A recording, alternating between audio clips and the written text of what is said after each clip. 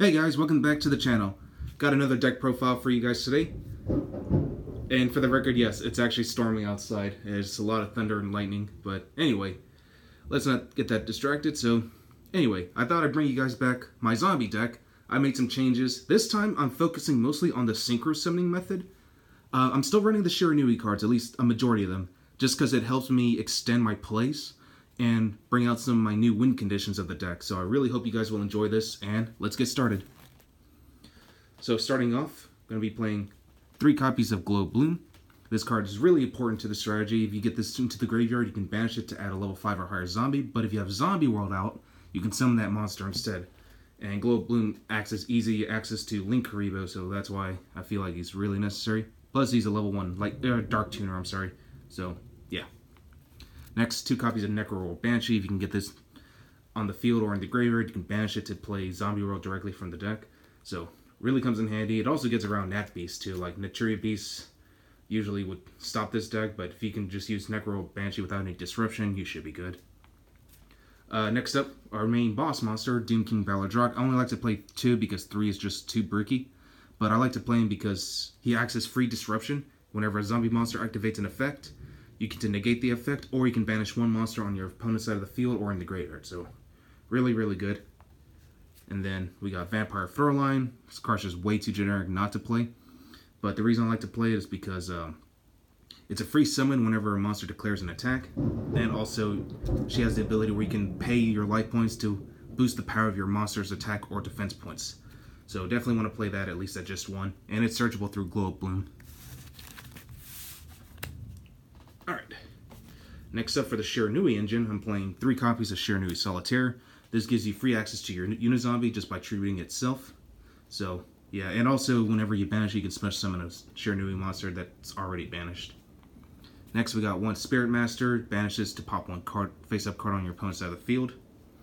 1 Spectral Sword. During the not the same turn you send it to the graveyard, but during your next turn, you can banish this card plus 1 other zombie to synchro summon a free monster. 1 Shiranui Spectral Sword Shade, which basically tributes itself. Target 2 banished zombies as long as one of them is Shiranui. And yeah, it just basically gives you free access. Unfortunately, the monsters have to be in defense mode and their effects are negated, but if you get a card like Mizuki, that's not going to matter because you can just send it to the grave and use its effect then. And of course, to go in tangent with our Shiranui plays, we got the 3 Unizombies. Definitely need this card. Helps you pitch your zombies to the grave and also adjust your monster's levels. Next, just 3 Mizukis. I'm not playing Gozuki in this deck anymore. I just felt like he was way too slow. So Mizuki, definitely a much better option than Gozuki. This is basically your monster reborn for zombies, so you definitely need that. And the only hand traps I'm playing are 3 copies of Ash Blossom. And it is a zombie, so you can chain Doom King's effect to banish one of your opponent's monsters. So definitely a must. Alright, so moving on to the spells. I'm playing 3 copies of Zombie World. This shuts down so much. Like, it shuts down True Dragos because they can't tribute summon anything other than zombie monsters. It hurts Thunder Dragons because they can't go into Colossus. It somewhat hurts... well, actually, it kind of hurts Salamangreats. Not to a point where they can't play, but to the point where they can't bring out their Banelings, and it just forces them to use up more resources. It also hurts Sky Strikers if you put it in tangent with Rivalry of the Warlords, but we'll get to that later.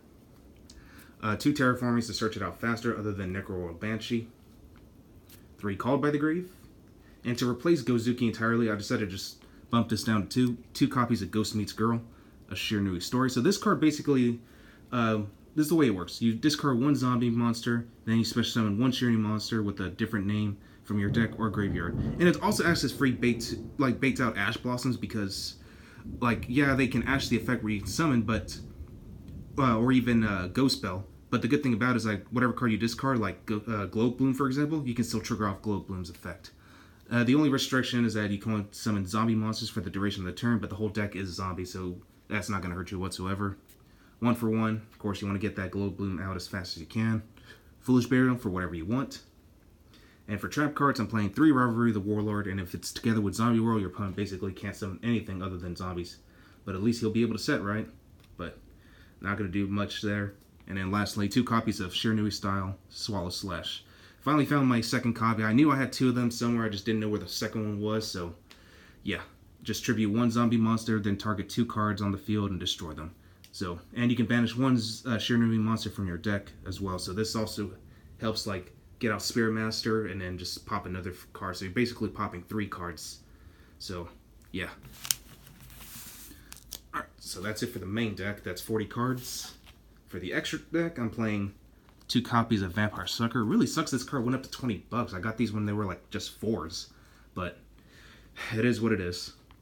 1 Shiranui Skill Saga Supremacy. This basically just adds protection to zombie and synchro monsters.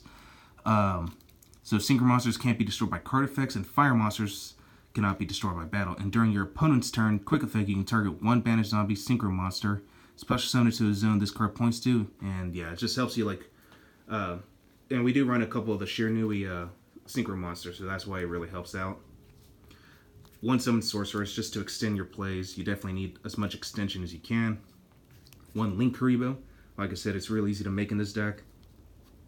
This usual Nightmares, Phoenix, and Unicorn, free spot removal. And then we got the alternative art Borlo Dragon, so I'm really happy I got this card when I pulled it, so yeah. Figured, you know, just to be able to steal monsters.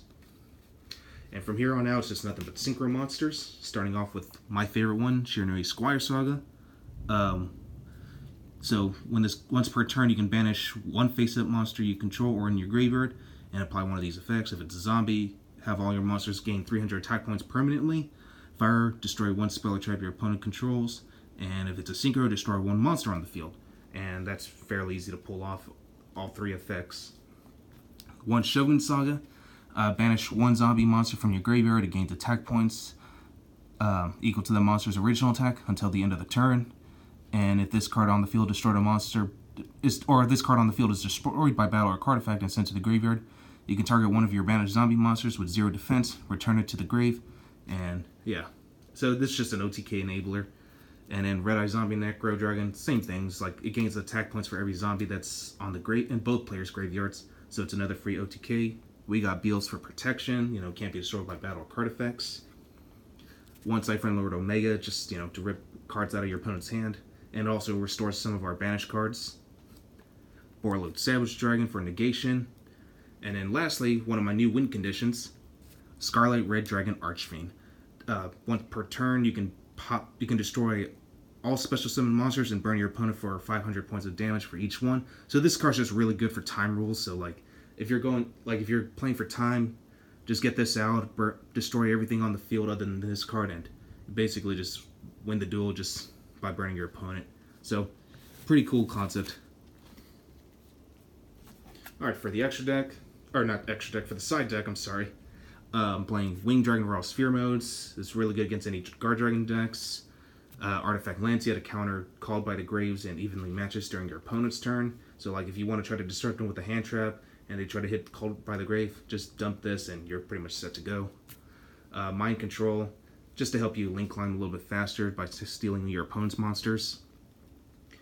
For more of a stun strategy, I decided to go with Paleozoic Deinamiscus.